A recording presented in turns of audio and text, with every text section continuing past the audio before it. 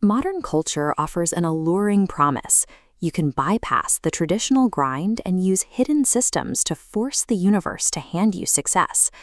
But as you look at the life you've built, do you ever stop to question the mechanics behind it? If your current success relies on manipulation or illicit leverage, you are paying with a very specific currency. To find that answer, we define the occult strictly as any hidden, illicit system used to gain unearned worldly power.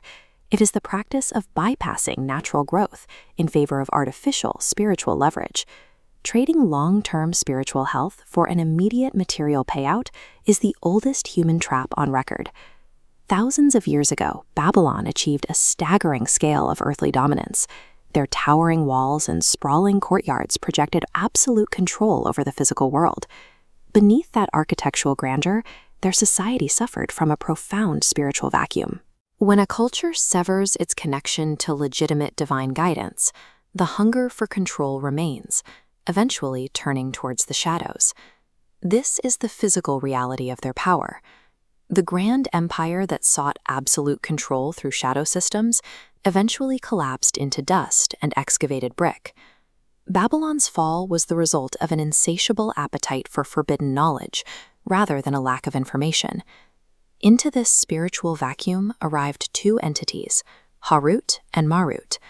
They brought genuine, functioning, and strictly forbidden knowledge, tools far removed from the simple illusions of stage magic.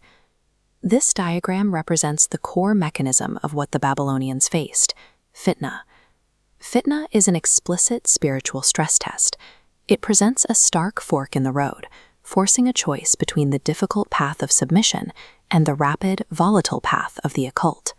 Before Harut and Marut would teach a single word to anyone, they delivered a transparent disclaimer: "We are but a trial, so do not disbelieve." The danger of the dark path was completely visible to those who chose it. The divine permits access to destructive knowledge as a test of free will.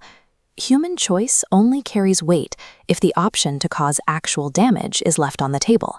The trial required moral fortitude rather than keen observation. It asked whether a human could look at raw, functioning power and possess the strength to walk away. The knowledge these people eagerly traded their faith for was incredibly specific. They learned spells and incantations designed for one primary purpose: to cause division between a man and his wife. By targeting the foundational unit of a society, the marriage bond, the resulting fracture radiates outward. This network model shows how the entire social structure scatters and weakens once the center is severed. This act of occult power relies on the arrogance of hijacking human free will, breaking healthy bonds to hoard the resulting energy for selfish gain. At this moment, the spiritual mantle transitions. By using illicit means to manipulate others, the practitioner permanently forfeits their legitimate divine authority. They trade a life of quiet spiritual submission for a mantle that is entirely predatory. Like the heavy stone monuments of the empire, this new authority relies purely on domination and brute force. Acquiring the occult mantle grants immediate control over others, yet instantly revokes any control over one's own salvation.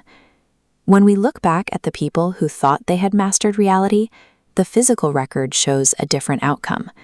The supposed sorcerers of the ancient world are reduced to mere laborers, turning over the dirt of their own ruined civilization.